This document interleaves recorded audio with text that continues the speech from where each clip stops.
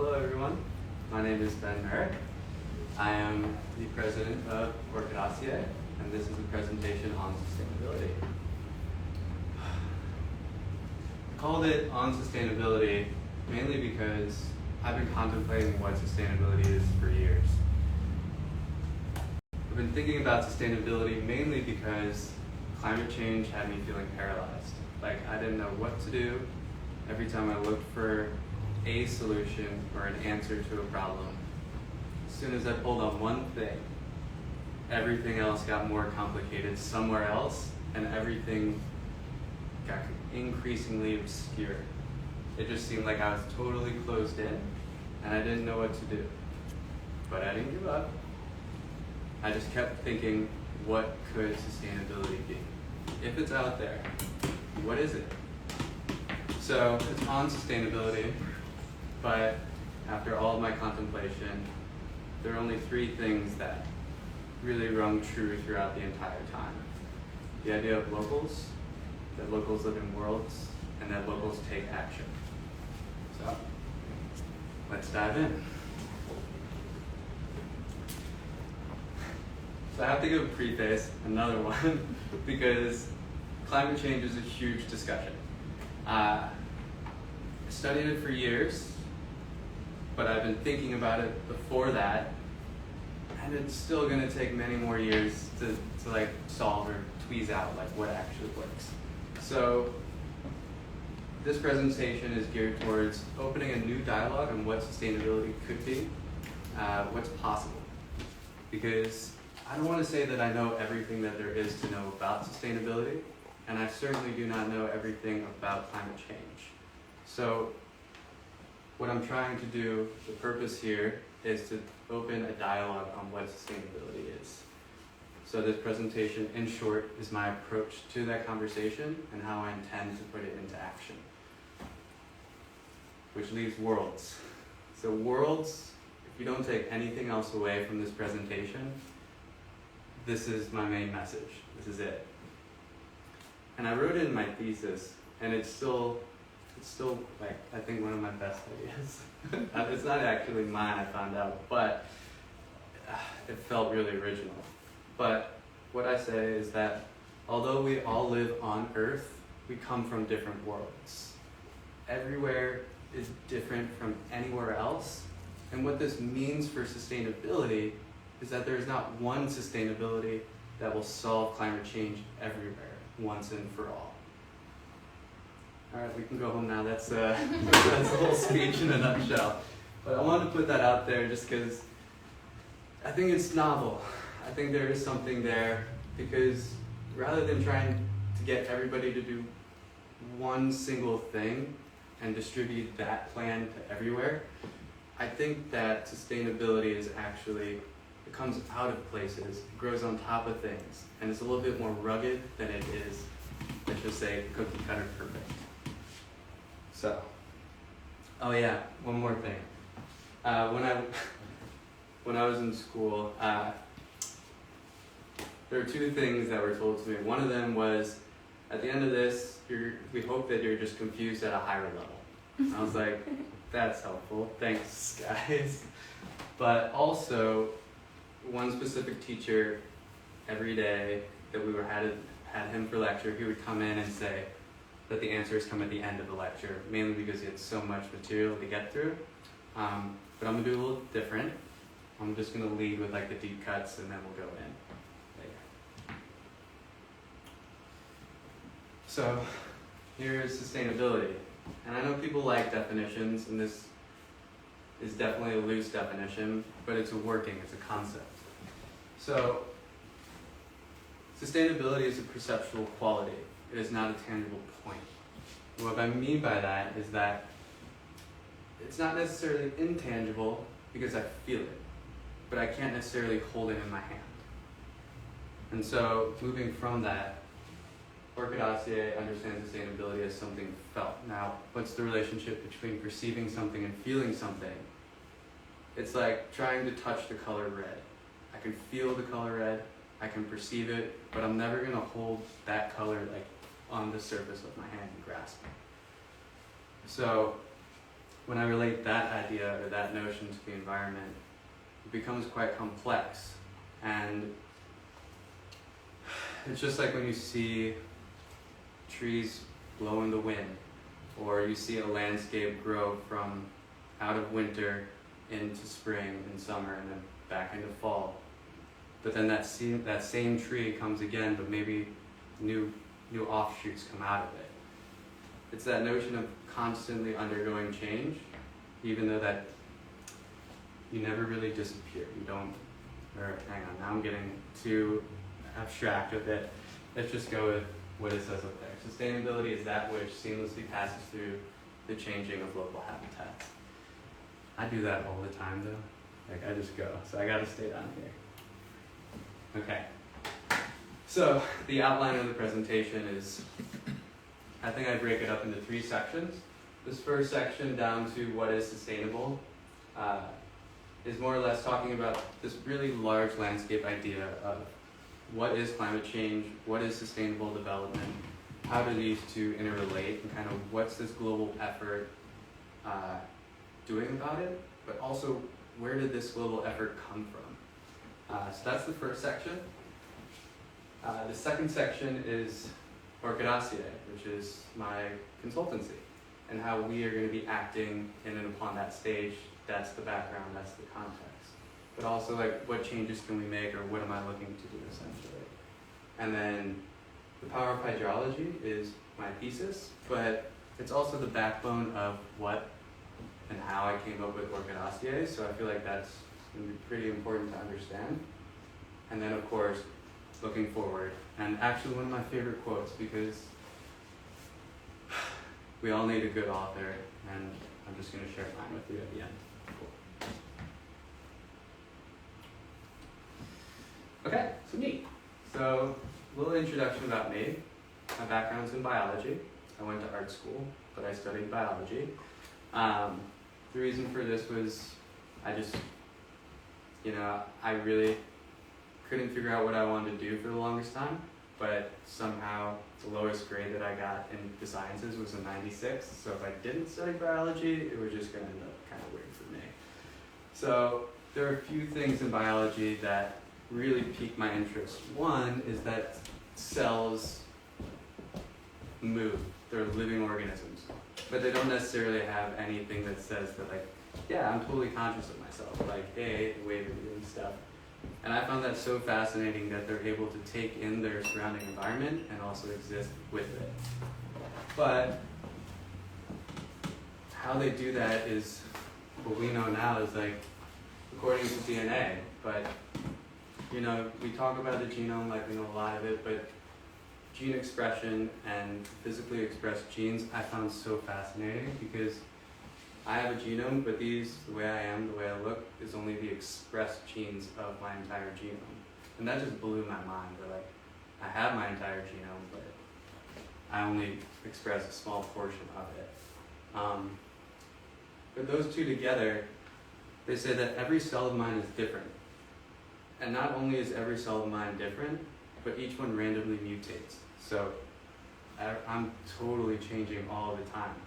And I think that's something that I carry through into understanding biodiversity, because when I look at two, let's say, dogs next to one another, I think that they're the same breed, perhaps, but these are two totally different animals, and year after year they constantly undergo change. But then when I apply that to birds, or life in the sea, or even a simple meadow, understanding that everything is different everywhere was a massive phenomenon that's still actually pretty hard for me to grasp. But the reason that biodiversity is important is because all those differences help that ecosystem work. Not everything's going to respond the same way uniformly across that space. I'm not going to respond the same way. So that brings me to some part of what led me to consider studying sustainability science. Initially, I wanted to study whales, actually. I wanted to understand whale migration patterns, the breeding grounds, all the natural science aspects of whales. But I realized at a certain point that I'm actually going to have to, if I want to conserve whales, I'm going to have to start looking at oil refineries and other operations that are going on across the ocean and how this is impacting whales. That's a huge social discussion. So I quickly learned that if I want to protect nature, I also have to learn a lot about the social sciences. And so my background is actually transformation across disciplinary boundaries. I go from the natural sciences and into the social sciences. And that's quite strange, because usually you're just a natural scientist, you go to school for biology, you become a doctor or something. Or, you become a teacher or heavy into academia in the social sciences. But sustainability science offers a great opportunity to cross disciplines, because our problem is climate change, and it's like a all hands on deck effort. And so this is the introduction to my thesis. And I don't know if you've read this already, but when I was looking at sustainability science, and I wanted to look at sustainability, there's this huge assumption that somehow the ancients understood how to be closer to nature than the moderns do, us today. And with this being the case, I had to still find people today that are ancient, or they live way back down, or like in past, or yada yada yada. But I'll just read this little square here. It says, my work needs to locate they who still live close to the earth by relying fundamentally on the ecosystem which they are embedded in and being surrounded by. And so that's kind of where that was my initial start. That was it. That's where I started.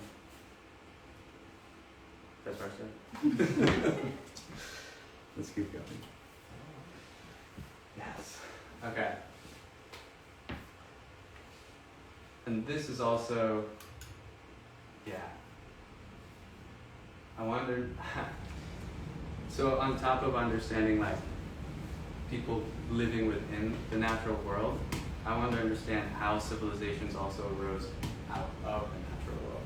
So what made the Mayans Mayan, and what made the Vikings Viking? Because if they're both human, then why are they different? They should be the same.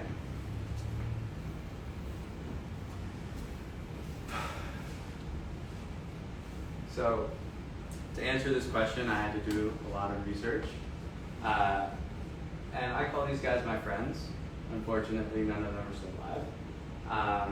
I would love to talk to them. Like if there were that dinner party scenario where like you could have 5 celebrities like come over for dinner, who would you invite?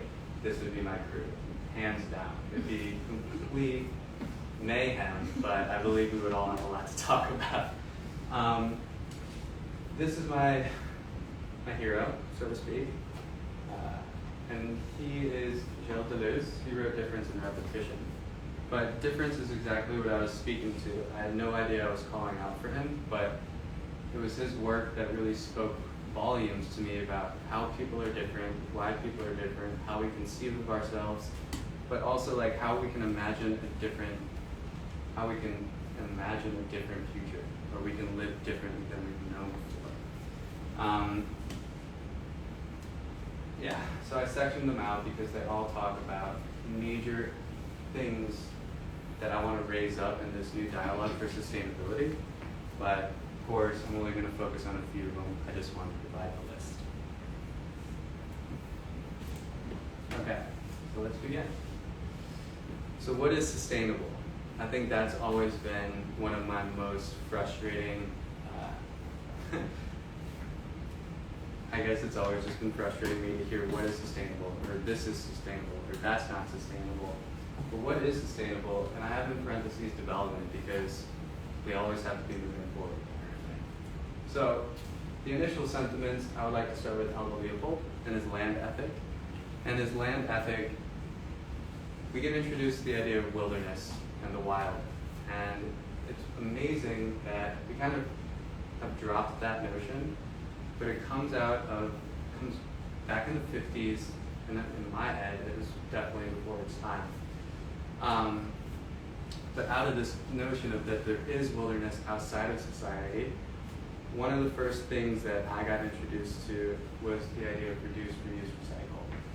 And the reason that we want to do reduce, reuse, recycle as like the main slogan for environmental efforts is to protect that wilderness that we also knew nothing about. And that's not, all right, here we go. But reduce, reuse, recycle to protect the environment, for me, it was also about understanding these two slogans, which were be environmentally friendly and ecologically conscious. And those are important because they made me think about, okay, if I do these things, or I think about the causal relationships that my actions may impact, then I will be protecting the wilderness that I have somehow become distant from. With that being said, it was always just an assumption. I always just did that because I thought that was the right thing to do. And when I took my first environmental ethics course, Rachel Carson's book, Silent Spring, was like it was like a missile just came through the classroom, because her book actually talks about how what we do in the environment, her example was DDT and pesticides, and how it was biomagnification. So throughout the food chain, whatever would eat those things with pesticides, it would follow the food chain all the way up to us if we eat a bird or something that ate something with a pesticide on it. But that was a novel idea because it proved that there are ecological relationships taking place in the environment, but also that what we do does manifest and it could harm us as a societal being, or as a society as a whole. With that, I also learned about the Clayoquot protest. I think that's how you say that. But they were also protesting major clear-cutting forests up in British Columbia. It was the first time that I was introduced to people actually taking action against major industries. Now, a lot of this may seem like a history review, but what's important is that I don't think that we remember the environmental movement as being significant. It's as if we moved on, as if we don't think about biomagnification or taking action like this. Of course, some of us do, but I feel like there's a huge pull in the sustainability movement that is kind of forgotten about these things. My last two comments with the initial sentiments are actually about Arne Næss and Fritjof Berkus.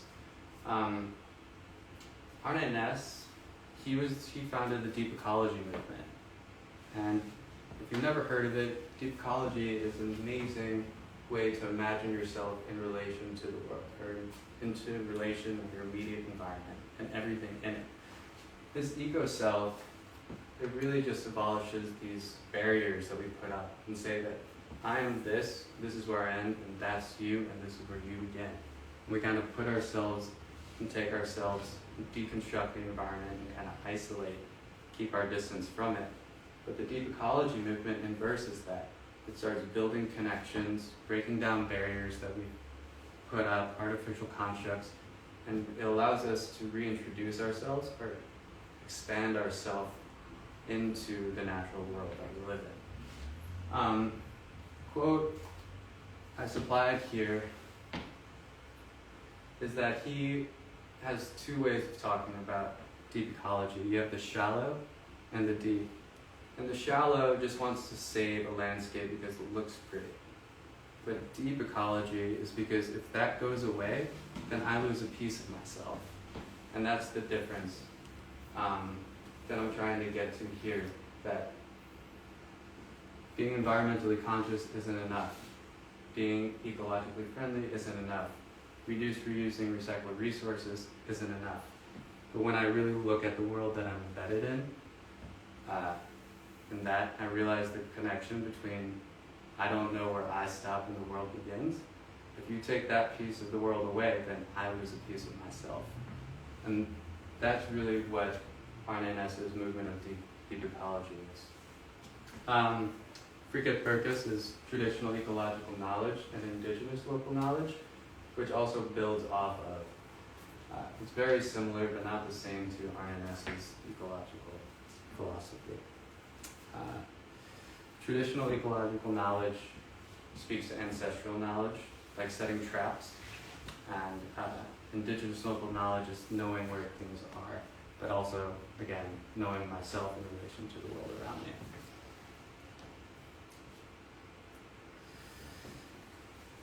Okay, so if we move on to where have we come, or like how do we get out of some of these initial sentiments?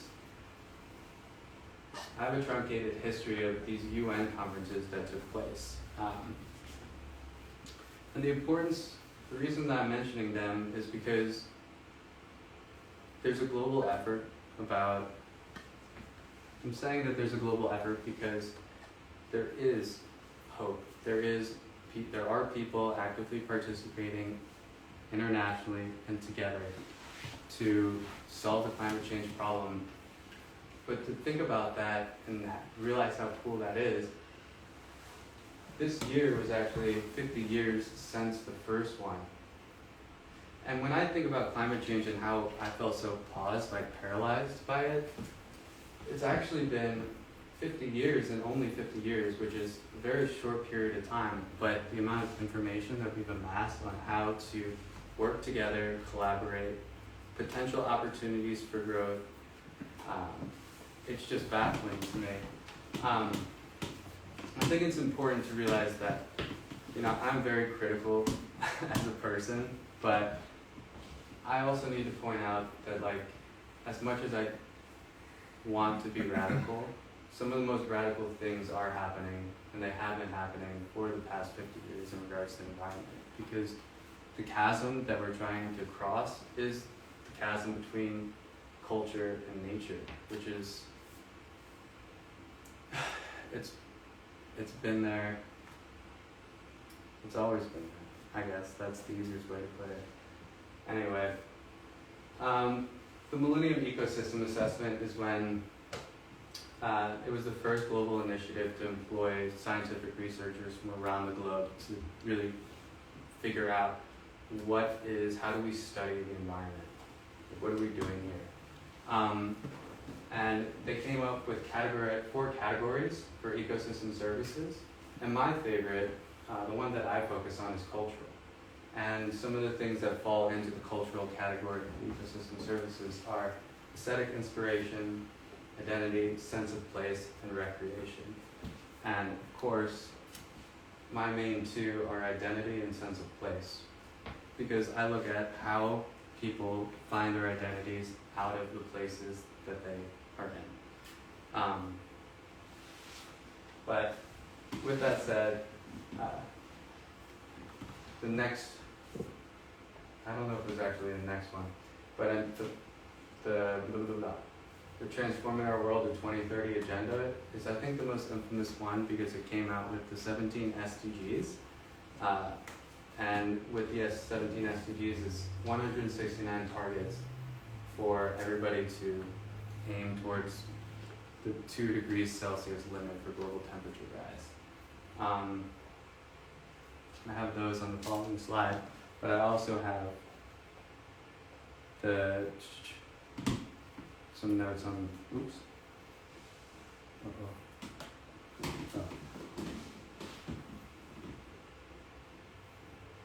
They're out of order, but it's all right. I can flip back and forth. Yeah. Yeah. The last one, these leadership dialogues. So yeah, these are 17 SDGs. If you haven't seen them, here they are. The whole thing that I'm worried about with them is how are you going to measure them? Of course there are targets, but they're very hard to grasp. But I'm really happy that they're here because it's the first time that we see such a visual pathway forward.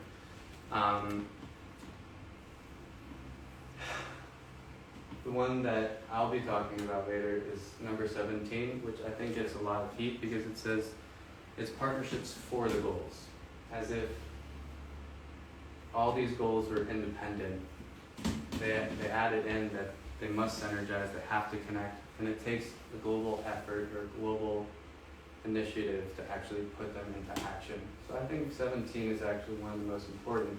However, none stand on the environment and development is the leadership dialogues. And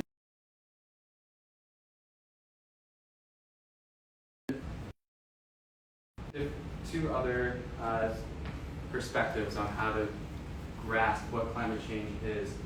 NASA, they proceed very scientifically. They ask for evidence, they look for causes, they see effects, and based on the data gathered, what are possible solutions forward?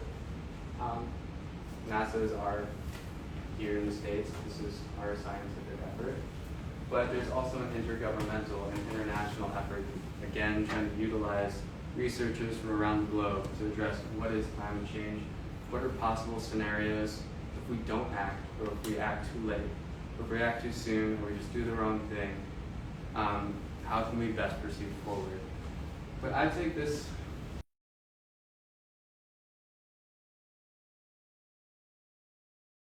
I think the climate's always changed, but like, how is this going to affect us today? The argument is that we're in the Anthropocene. Are we? Or are we still here? I don't know if you can see that, but there's a tiny sliver up there. That's the Holocene, and that's our current epoch.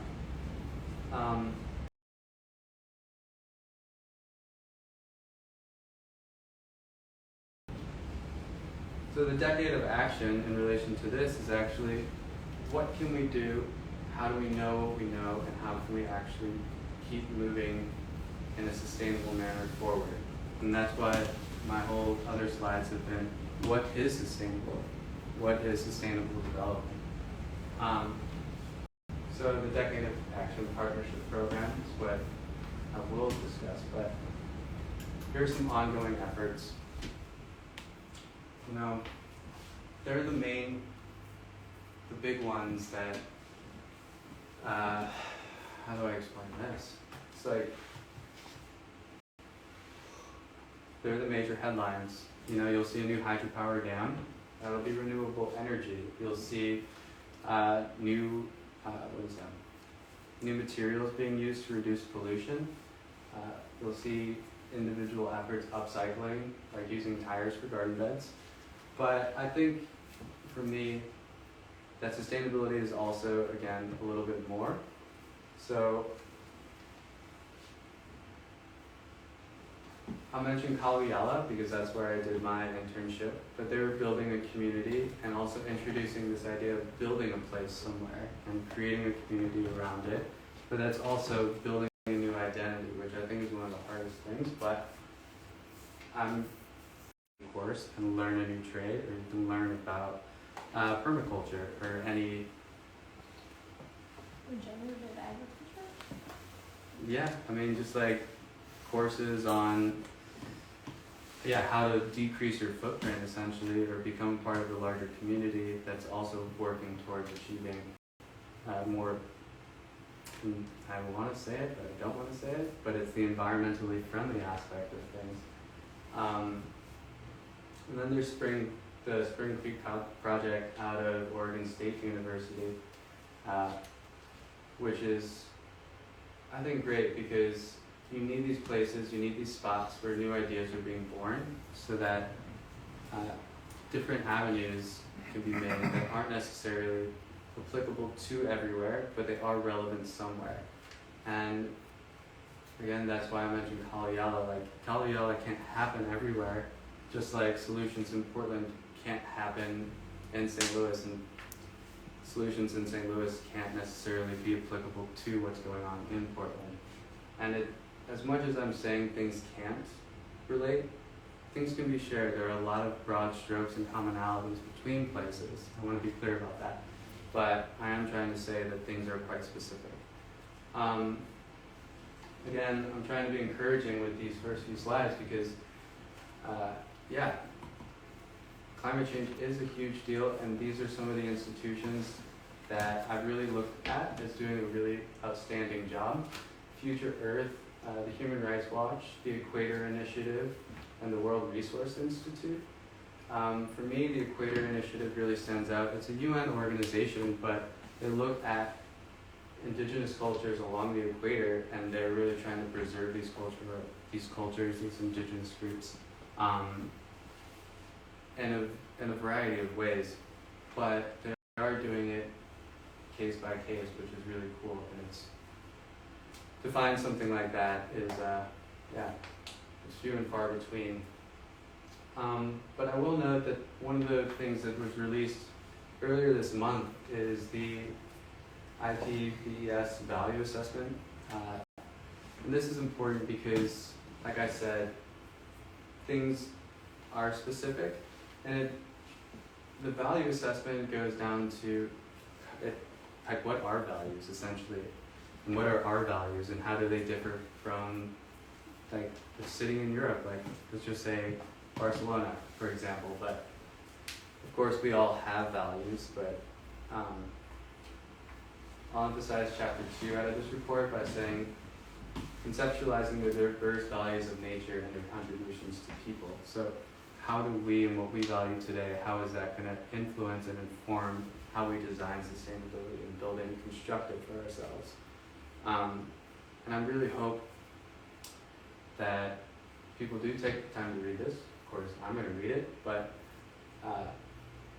understanding how different values exist, and that understanding people's values is majorly important because, like I said, if I were to take away a piece of land that people valued, I would be taking away a piece of them, and that's a very oversimplification of this dynamic. However, I can't overemphasize how important that is. But I can't even read that. I'll have to read it over here. Defining partnership. What this whole decade of action plan or platform is looking at is like, it's looking for leaders. Who's going to make the changes that we need, and who's going to stand up and say that this is the way it is, and I'm going at it on my own. Because what I found when I was forming Orkydaceae is that, I thought that I really had to look for these larger institutions and look for these practices that were kind of going to blanket over everything and make things very approachable for massive people to make massive changes, but do it in like a very streamlined way. But that's not the reality of what's going on. What's going on is actually everybody's going out and trying to figure out what's going to work. But there isn't really any consensus on what you should do. And this platform is actually about, like I said, SCD 17 partnership. It's about people collaborating, it's about sharing ideas, but it's about sharing different ideas for different problems in different places. It's not about creating one solution for everywhere. And I think as far as moving forward and these ongoing efforts, it's like, I'm not going to spoil that yet. Sorry. Okay, so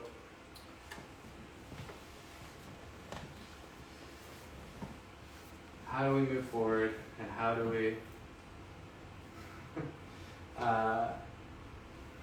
know which way to go? So sustainability science is what I studied. But sustainability science is, again, also new. The Caves article came out in 2001, and it's like infamous for actually making sustainability science its own discipline within the sciences. In broad scope, it is definitely in the social sciences. However, it definitely was the anchor for sustainability science as a whole. And its claim, or I won't say its claim, but its trajectory is research itself must be focused on the character of nature-society interactions, on our ability to guide those interactions along sustainable trajectories, and on ways of promoting social learning that will be necessary to navigate the transition to sustainability.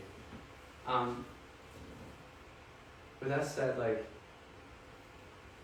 what caught me is not only that there are nature-society interactions, but they're almost like blind.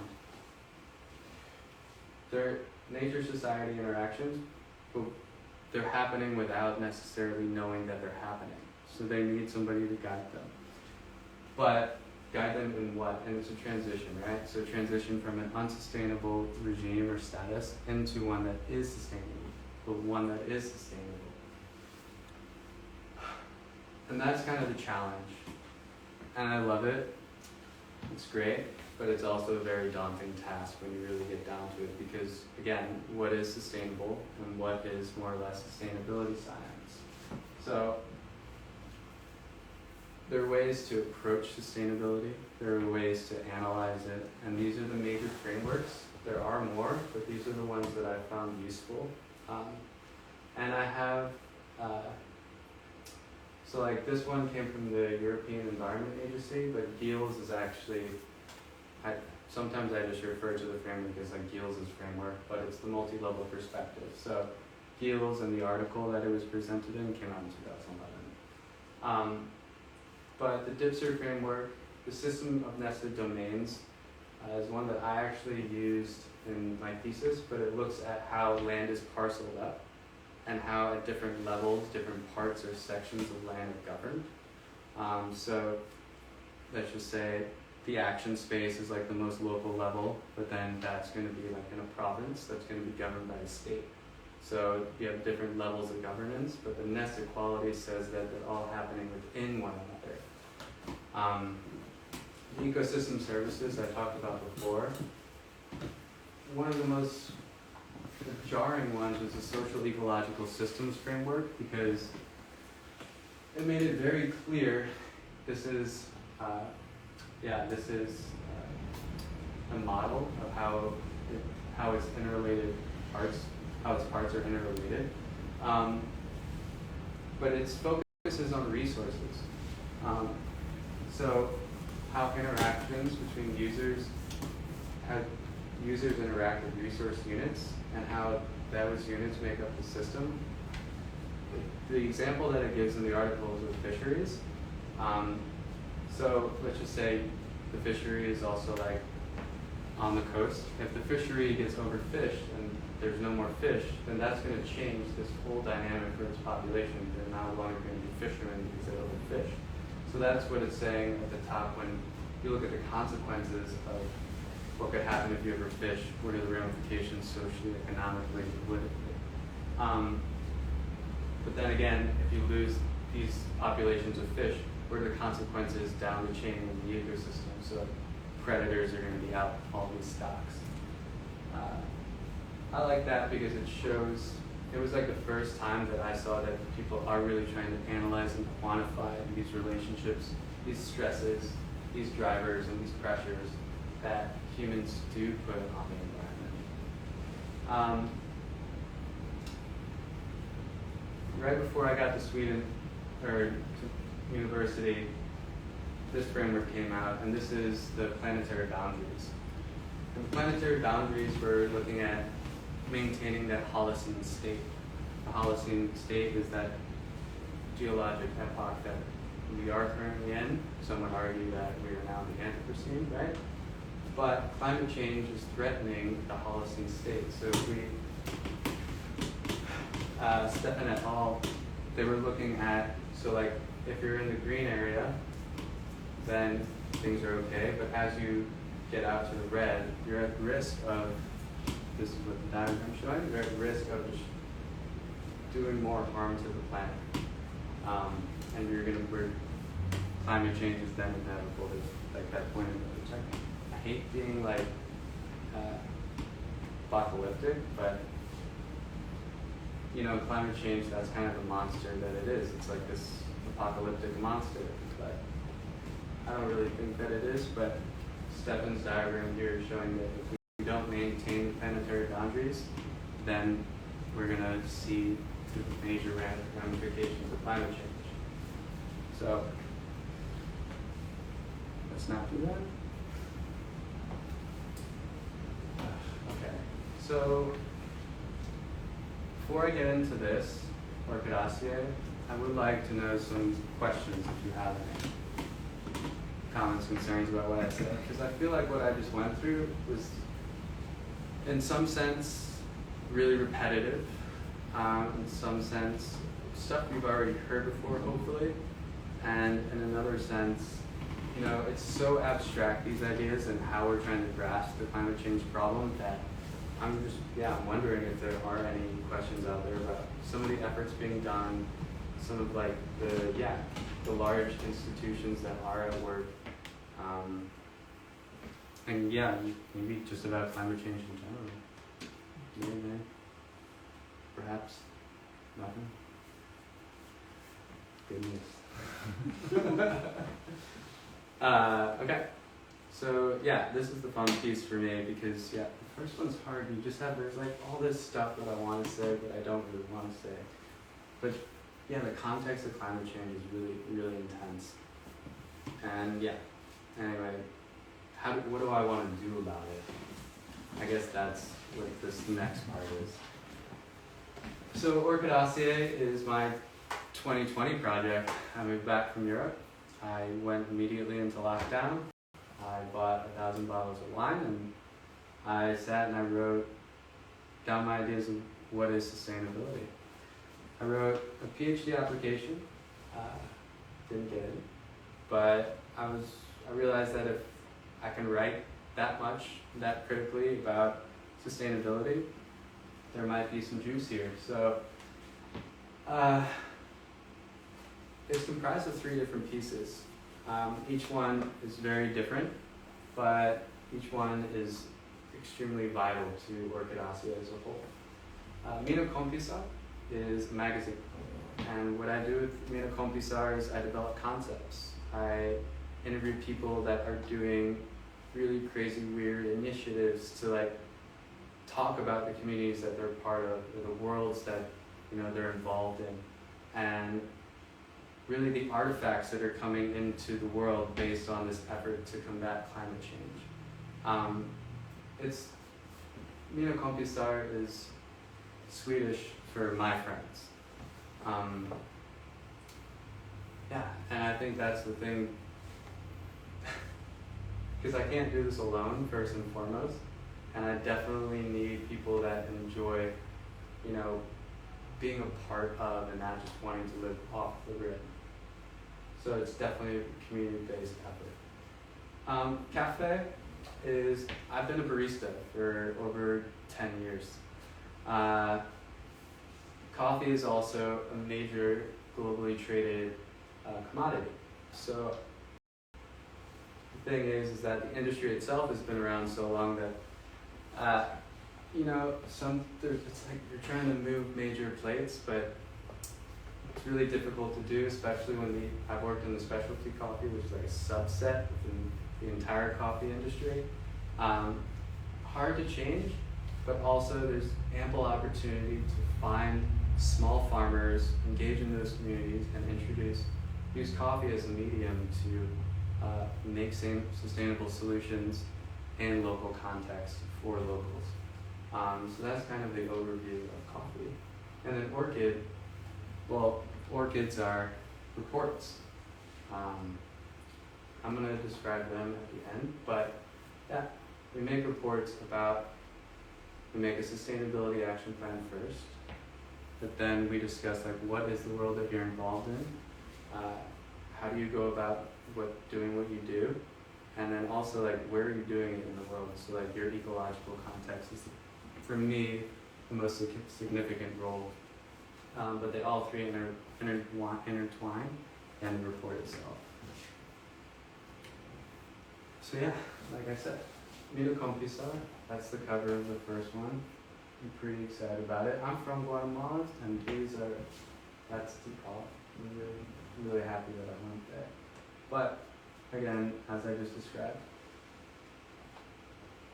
the articles are meant to discuss, or open discussions on sustainability by emphasizing individuals or small-scale initiatives, intertwine local lifestyles, and local ecology.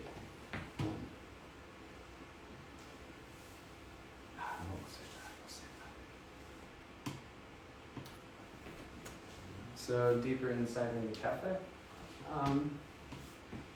So cafe, just like Orkydaceae, is a play on the genus of the coffee plant. So that's how it's properly spelled. But in the coffee industry, what I really try to focus on is this phenomena of flavor in coffee. Because the aim is to essentially disclose how ecological conditions influence how a coffee tastes in the cup that you drink. That's the major claim of the specialty coffee industry, is that coffee has unique flavors. But I just want to make that a fact. Haven't yet, but I would like to. Because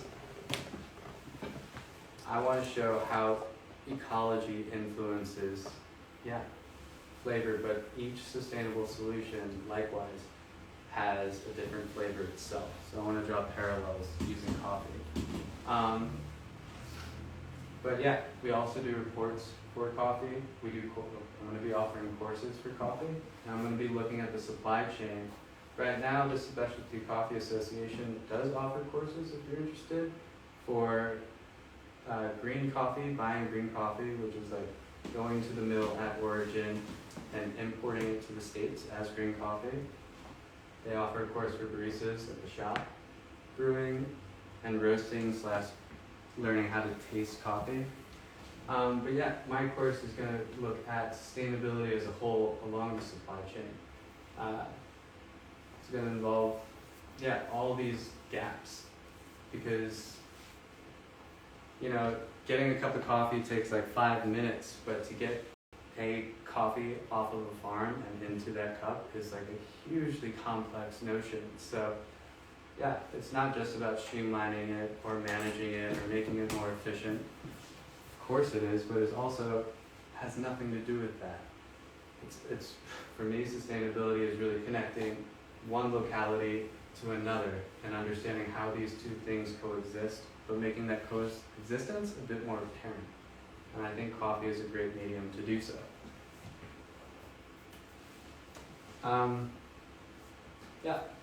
So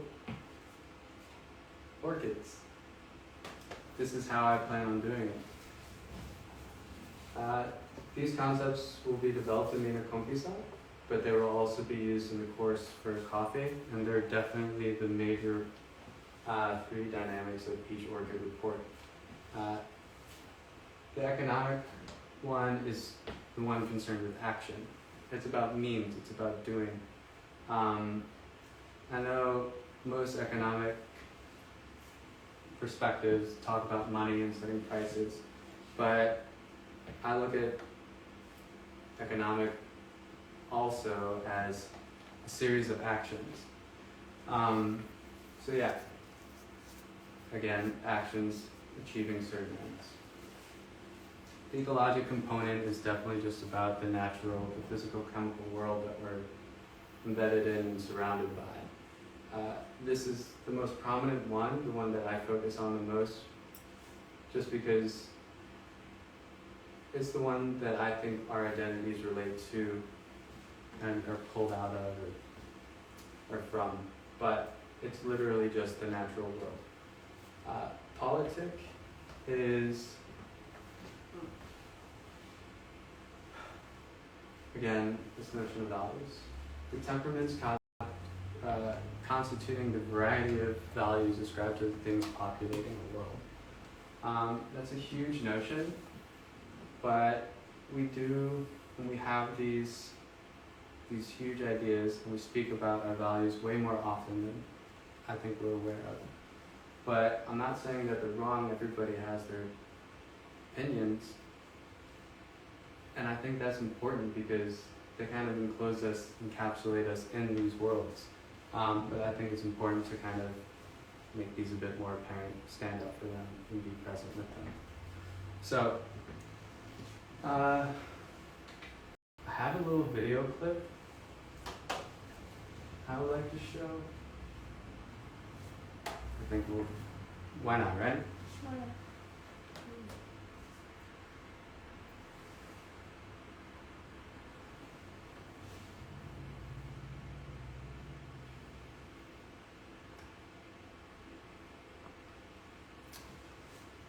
So I don't know who she is, but It's the there you go. Oh, To say, really. is that loud enough?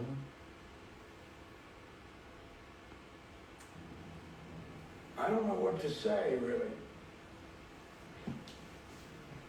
3 minutes to the biggest battle of our professional lives. All comes down to today. Either we heal as a team, or we're gonna crumble. Inch by inch, play by play, till we're finished. We're in hell right now, gentlemen. Believe me. And we can stay here, get the shit kicked out of us, or we can fight our way back into the light. We can climb out of hell. 1 inch at a time. Now, I can't do it for you. I'm too old. I look around, I see these young faces, and I think, I made every wrong choice a middle-aged man can make. I pissed away all my money, believe it or not. I chased off anyone who's ever loved me. And lately, I can't even stand the face I see in the mirror. You know, when you get old in life, things get taken from you. I mean, that's part of life. But you only learn that when you start losing stuff. You find out life's this game in inches. So is football. Because in either game, life or football, the margin for error is so small. I mean, 1/2 a step too late or too early, and you don't quite make it. 1/2 second too slow, too fast, you don't quite catch it. The inches we need are everywhere around us. They're in every break of the game, every minute, every second. On this team, we fight for that inch. On this team, we tear ourselves and everyone else around us to pieces for that inch. We claw with our fingernails for that inch. Because we know when we add up all those inches, that's gonna make the fucking difference between winning and losing.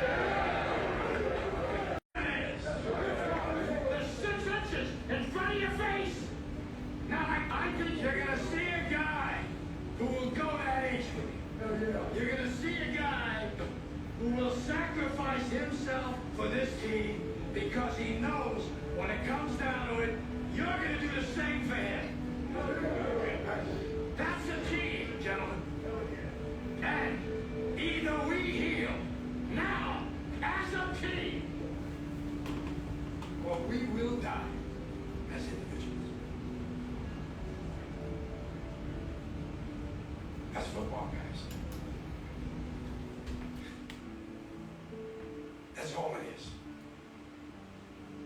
Now, what are you gonna do?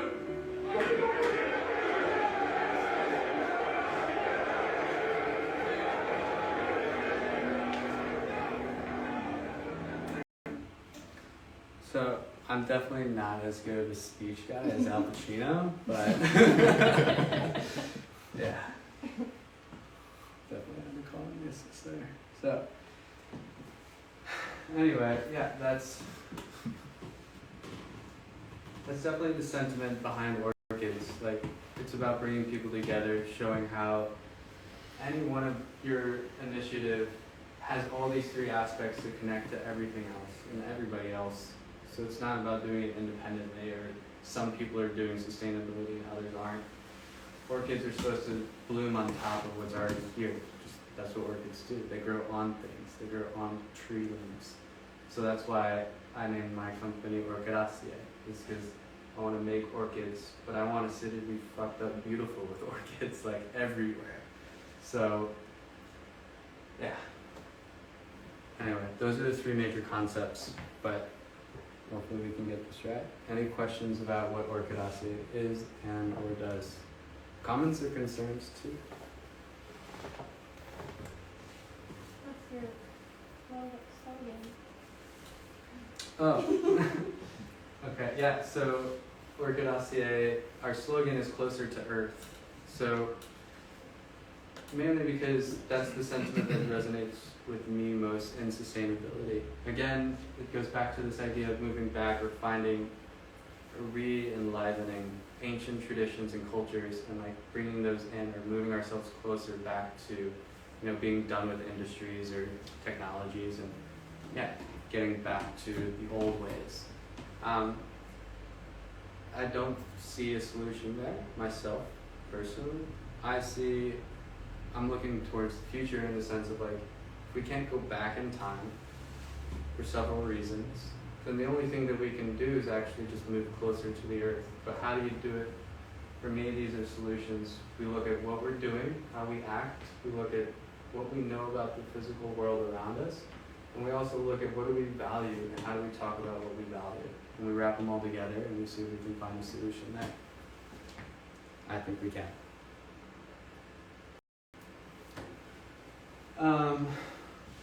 So my case, the background for Orkydaceae is I was looking at this. So this is sustainable development. It's a hydropower dam. It's actually the tallest roller concrete dam in the world. It goes by the name Gibe 3. It's actually a part of a whole development project. It was the third dam of 5. It was being finished in 2019. I'm not sure if it's actually done. As like development kept getting postponed for several reasons. But there's 2 more downstream of it. I use this as the physical representation of sustainable development, and I contrasted this with flood retreat agriculture that was performed by these tribes downstream. I wanted to actually evaluate and interpret which one is sustainable and which one is not, and why.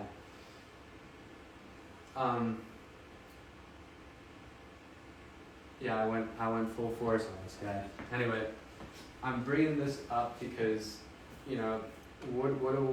what does Orkydaceae, how does Orkydaceae go about analyzing things or looking at cases? This was my first case. So this is kind of the backbone and the sentiment, but also how I use sustainability science to find a definition for sustainability, the one that I opened with. So I definitely chopped and screwed it. Anyway, this is the way that I'm going to go through the work. I'm going to do the analysis first, show how I broke down and broke into the idea of sustainability. I even used the framework of a system of nested domains to analyze it. I'll admit my limits, but I think they're actually more eye-opening than limiting. I'll show you the resolution, what I found throughout the case, but also how I solved it. And then my conclusion is actually just a mess of paradoxes, but it's fine. We'll get through it, people. So what ideologies was I really looking into? Because again, we talk about values, and there's so much social theory that goes into this, but I looked at some ideologies, I didn't look at all of them. The ones that were major were, of course, the development paradigm, as well as capitalism. Those I definitely was not going to get around, but I didn't look at them as the only 2 things operating in the case. I looked at how governance played a role, that is multinational governance, international cooperation, but also, national, how was Ethiopia conducting all of this?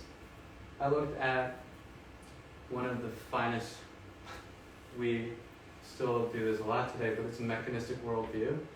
The world is made of atoms, so to speak, but they're like billiard balls and we can calculate them further motion, but it's looking at what used to be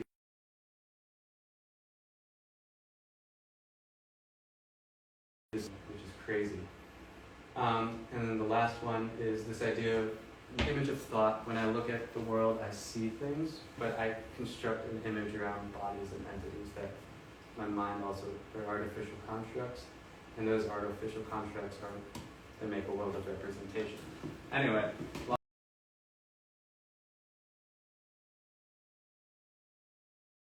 long story short, there were a lot of ideologies going into this. There was a lot of understanding that I had to like tweeze out, and so I employed certain theories to kind of take these apart and introduce new ideas into this analysis. The big one is the one world world.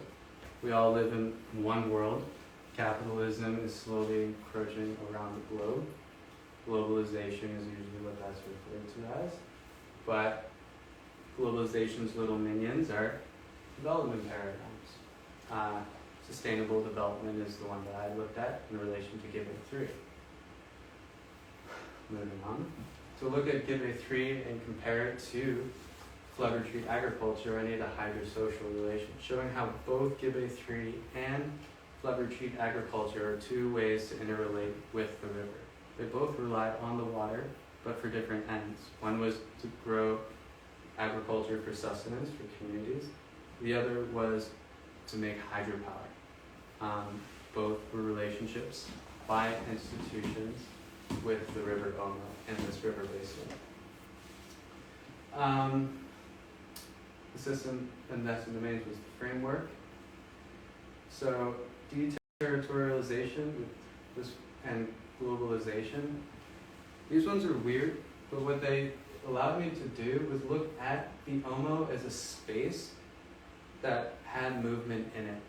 And deterritorialization was the parceling of that space, but then remaking it so that roads could be paved to get products to the site to then assemble the dam. But there were also sub-side projects, which I'll get into, but they were breaking apart the world and then remaking it for a specific purpose. Globalization is kind of the energy and the money that was running around making all of that happen. Hard to trace. Didn't really want to get into it, but I got too far into it. It's weird. I'm not a banker or any means, but it was weird. Morphic fields and resonance. So the reason why I looked at flood retreat agriculture in relation to Give A 3 was actually because flood retreat agriculture works only with an annual flood. And that idea of the flood being annual means that it comes yearly. So year after year, the river would flood and recede and flood and recede, and the tribes would they would plant with the flood and then harvest from it.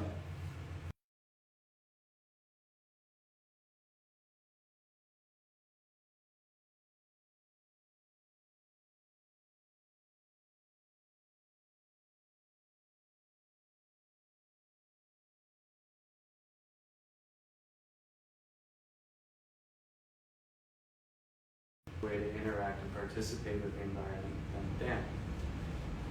And that goes into two different images of thought and worlds of representation interacting with the river. So the case as a whole, these are the major ideologies. I had on one side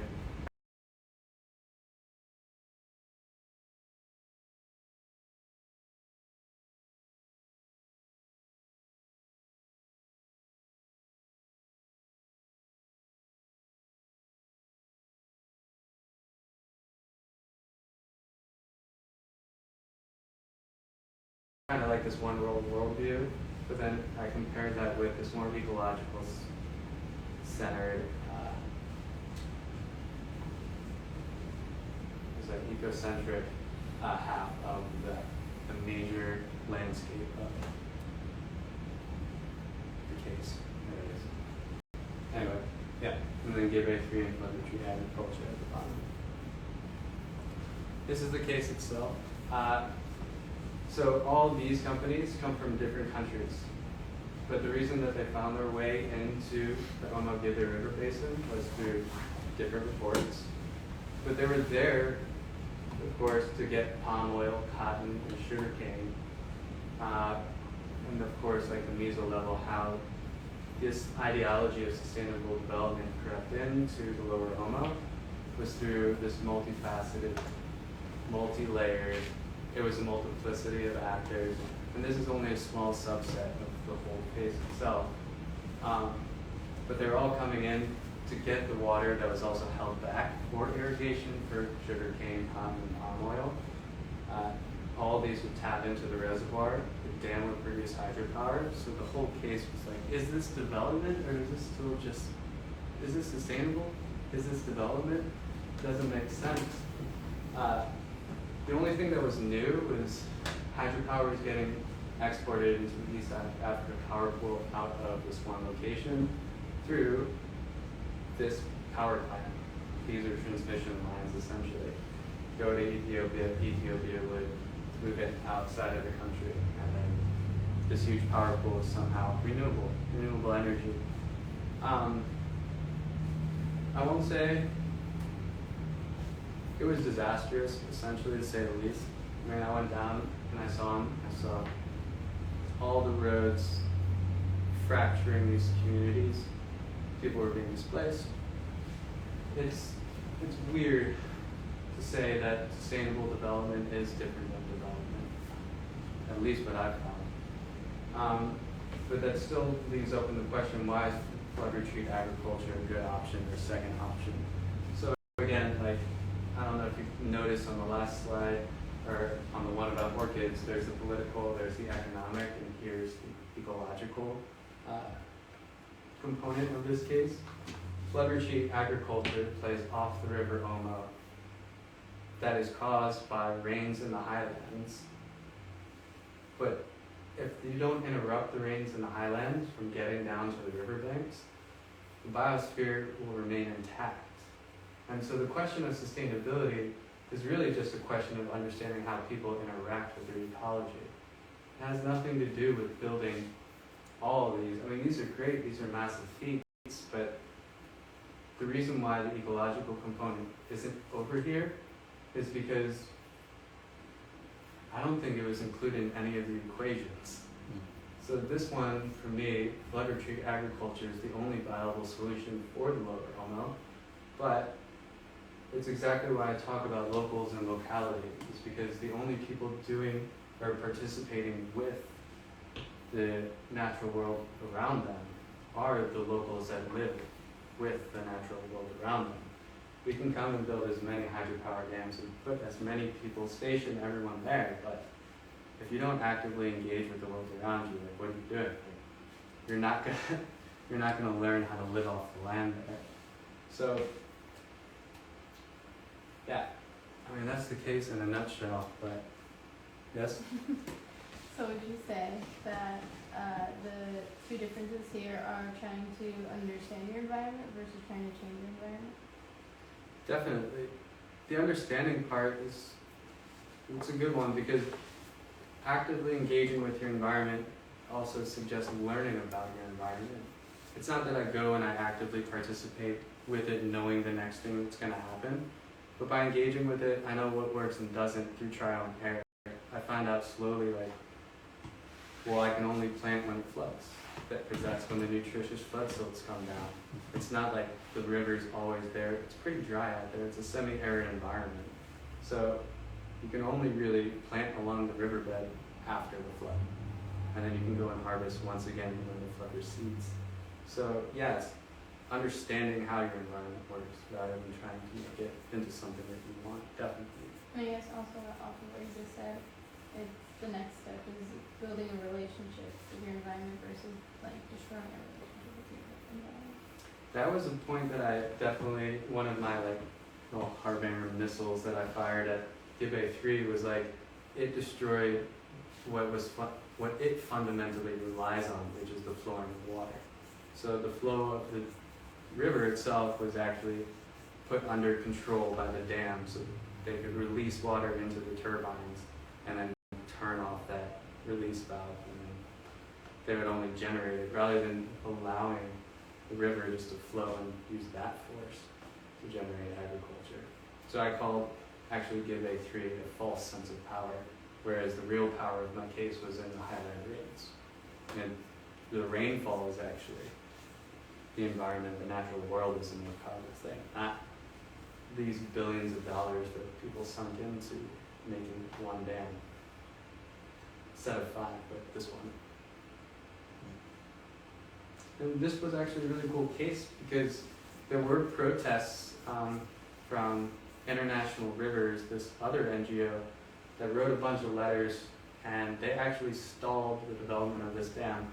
And then a bank from a country sank $500 million back into it because a bunch of the people that were going to be growing these crops, these industrial crops, had backed out because International Rivers had intervened. So, not, again, all hope is not lost, but it's also like, pick your punches. But also like, it's very important to try. It's very important to try. But it's also important to know that like these small acts, like this whole side of the case could easily have been overlooked because like I could have gone in here and tried to critique capitalism as a whole. That would have been a whole nightmare, but that's not what I did because I was looking at the relationship between tribes. I mean, how does somebody, how do you really, there's a rhetorical question, but like, how do you imagine understanding that the river, I can grow food there? That goes back to one of the initial slides, the initial sentiments, this traditional ecological knowledge about understanding that I see myself in the river, but that type of connection is something that I think we've lost mainly because we look at the world as a machine and we no longer relate to it as a living thing that we are participating with.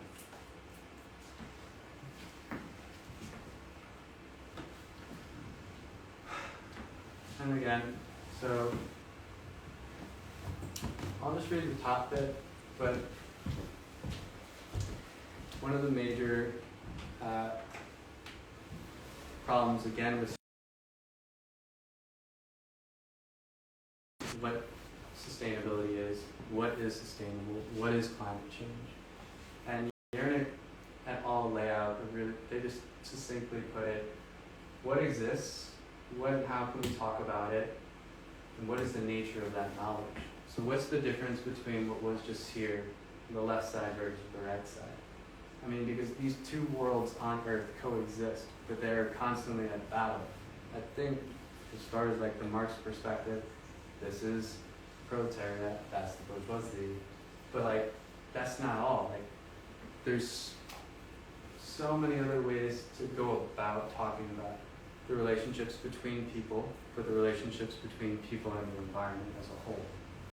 So, if I'm looking with orchids, again, this is why I'm doing what I'm doing, is how does existence occur? How does that world, the Homo, come into being? How do I understand that this tribe understood themselves as being a part of that world that they're occupying? And what are the past and present conditions of that knowledge? It's what I would ask them, that's what I asked in my thesis. What is the past conditions of, it's always just the river for them. I think that's cool. Anyway, long story short, I definitely mucked that up. But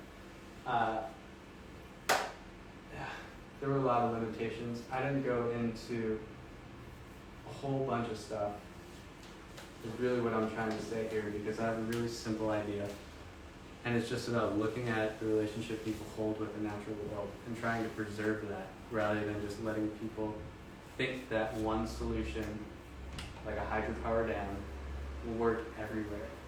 And I think that's a huge mistake.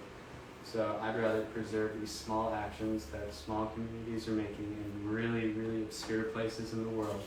Because not only is a small action what is needed, but it makes a world of difference. It separates the way I live from the way that they live. And I think that type of diversity is kind of, it's pretty much the core of how I understand sustainability playing out in the future. or a sustainability that I want to see in the future. Let's just put it that way. Oh yeah, fuck. So, as if the hydropower dam weren't enough. So the mechanistic worldview. So this was the solution. Like, I think a lot of people would have fallen back on this being enough for a solution for the OMO. So what it does is this tower, this is a net, right? A mesh. So as water evaporates, it gets trapped in the mesh, and then they'll have clean, potable drinking water that'll collect in this basin here. But minimal materials, easy to assemble, and it's definitely like a community effort. It's a community. It's like that's huge. So, however, as far as I understand the mechanistic worldview, it uses the gaseous property of water to capture water itself, just like the dam captured water by being literal concrete wall. This just uses smaller scale, but it understands like it employs a mechanistic understanding of the world. So I critiqued this. And of course, my thesis would be incomplete if it didn't show downstream of the dam, this is the lower Omo. This is all oil exploration. So those roads that we're going to be getting materials into and out of, like cotton, palm oil, out of the lower Omo, they were also built for people to go in and explore for oil. So as much as I wanted to say again that this dam was sustainable, of course it's a part of a larger scheme.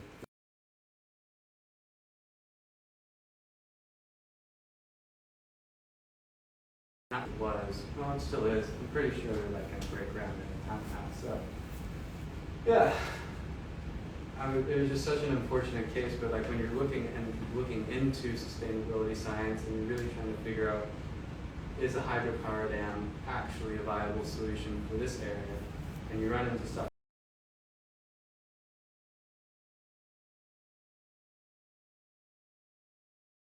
like this and like this. This is why I'm so critical, but it's also like, yeah, what solutions actually work? And that's why I always go back to these small scale, local, flood retreat, agricultural type solutions, rather than this. But I can't say we're gonna get rid of this. I think that'd be wrong for me to say. That's why I also said we're just gonna keep moving forward. So, yes. I'll just read this. Climate change, the change constant to the climate holds a double meaning in climate change. One is accurate, the other authentic. I'm not saying the climate isn't changing, actually the contrary. I'm arguing that the climate does change, always will.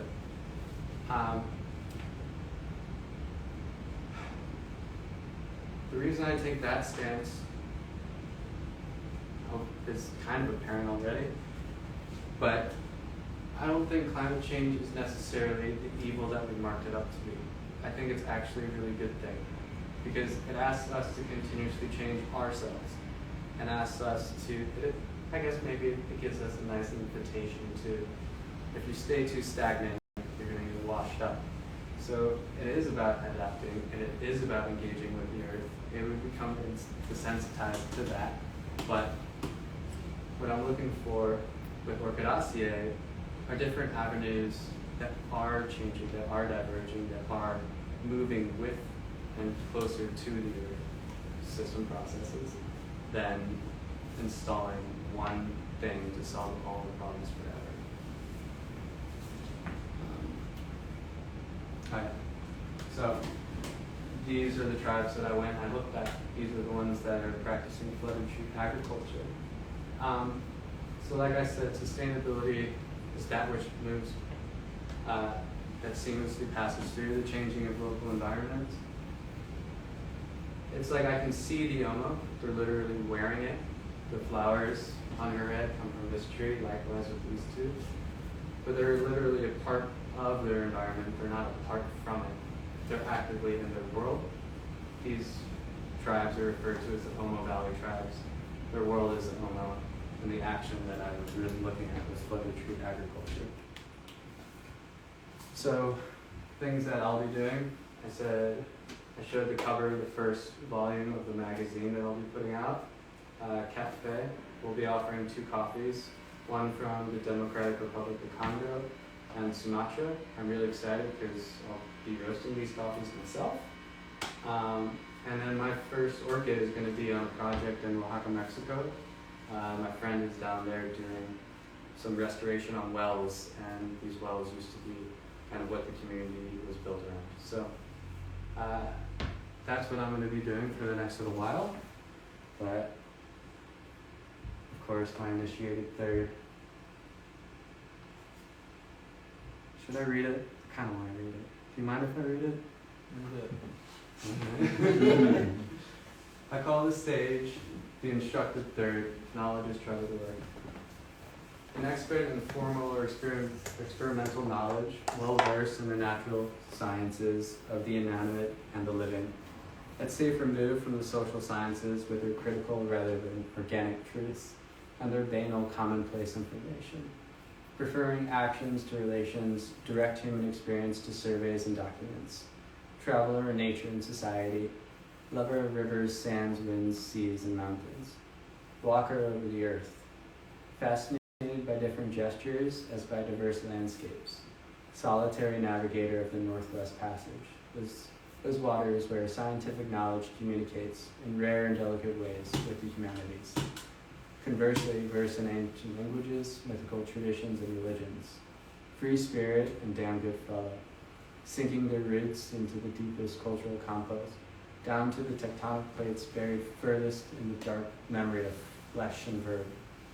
And thus archaic and contemporary, traditional and futuristic, humanist and scientist, fast and slow, green and seasoned, audacious and prudent, further removed from power than any possible legislator, and closer to the multitude's ignorance than any imaginable scientist. Great, perhaps, but of the common people. Empirical, but exact. Fine as silk, coarse as canvas. Ceaselessly wandering across the span that separates hunger from forfeit, misery from wealth, shadow from light, mastery from servitude, home from abroad.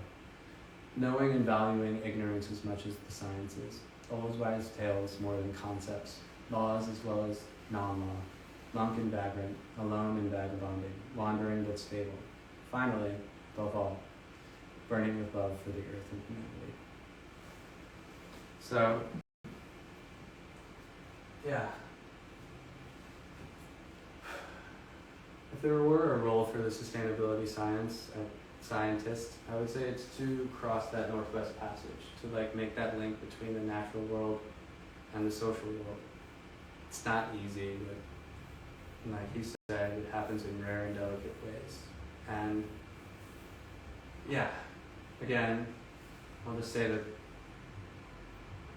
each one of those rare and delicate ways exists in the world, and I think those are what are worth preserving, rather than just putting a very broad cloak of sustainability over all of our differences and calling it a day.